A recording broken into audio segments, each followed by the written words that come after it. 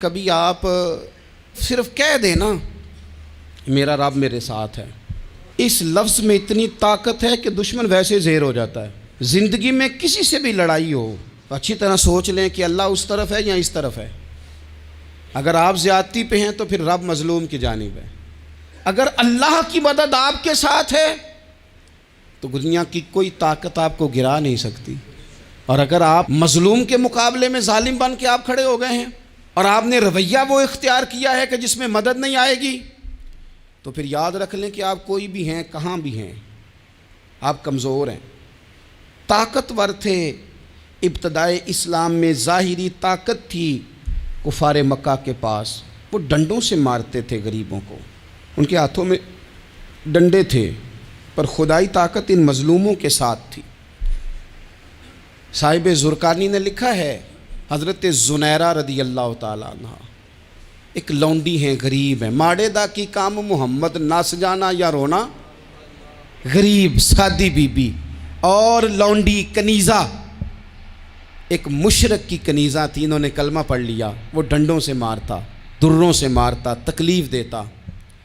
حضرت زنیرہ رضی اللہ تعالیٰ عنہ کو اتنا مارا، اتنا مارا۔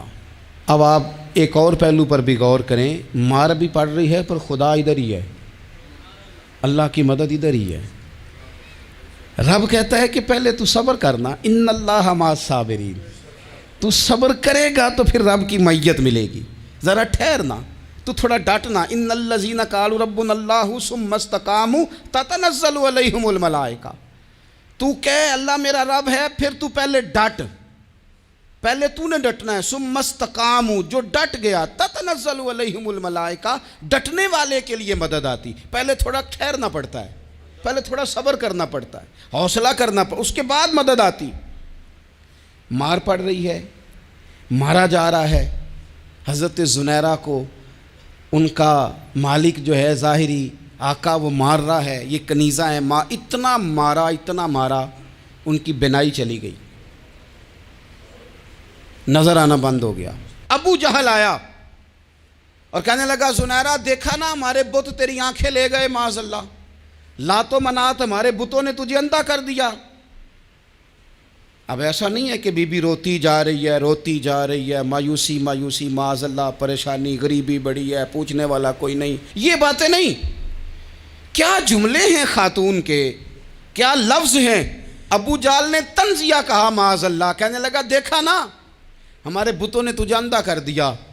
تو جناب زنیرہ آنکھوں کی بینائی گئی ہے اور رات کو گئی ہے، دکھ ابھی تازہ ہے، لیکن اللہ پہ جو توکل ہے، اپنے مالک سے جو رشتہ ہے وہ اتنا مضبوط ہے، اتنا طاقتور ہے، اس میں اتنی گہرائی ہے کہ حضرت زنیرہ بول کے نا اتنی قوت سے بولی، اتنی طاقت سے بولی کہ پورے کفر پر لرزہ طاری ہو گیا۔ فرمانے لگی تمہارے بتوں کی کیا اوقات ہے کہ وہ میری بینائی لے جائیں، یہ میری رب کی حکمت کا تقاضا ہے۔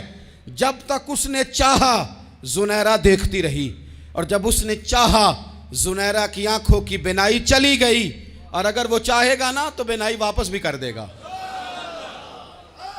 اگر ہو ذوق یقین پیدا تو کٹ جاتی ہیں زنجیریں، اگر وہ چاہے گا تو بینائی آ بھی جائے گی۔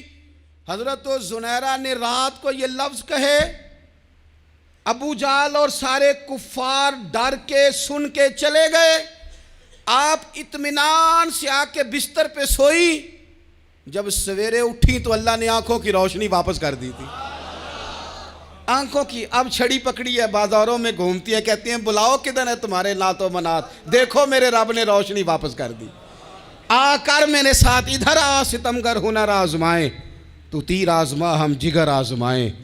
بیمار لوگوں یاد رکھو، کہہ دیا ڈاکٹر نے کہ تو بڑا بیمار ہے، تو بڑا کمزور ہے، یہ ہو گیا وہ ہو گیا، تو ڈاکٹر اپنے علم کے مطابق بات کر رہا ہے، ہوگا تو وہ جو میرا رب چاہے گا۔ کمزور ہو جانا، پریشان ہو جانا، تکلیف میں آ جانا، پتہ نہیں بات ہو گئی ہے تو جانے کیا ہو جائے گا۔ اپنی زندگی کے اندر اپنے رب سے رشتہ مضبوط کریں، رسول کائنات سے رشتہ مضبوط کریں، اللہ والوں سے رشتہ مضبوط کریں۔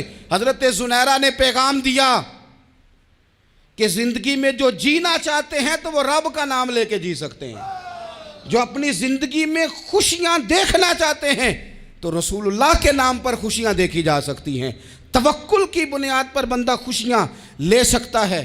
اور اگر انسان میں توکل نہیں ہے تو پھر وہ اس کالے جادو سے بھی ڈر رہا ہے, وہ نیلے سے بھی ڈر رہا ہے, وہ پیلے سے بھی ڈر رہا ہے, وہ فلانے سے بھی ڈر رہا ہے, وہ میرے خلاف فلانا رشتہ دار سازش کر رہا ہے تو ڈر رہا ہے, فلانا میرے بارے میں یہ کر رہا ہے تو ڈر رہا ہے, وہ پتہ نہیں دنیا ادھر ہو جائے گی تو کیا ہو جائے گا. اٹھ باندھ کمر کیوں ڈرتا ہے, پھر دیکھ خدا کیا کرتا ہے.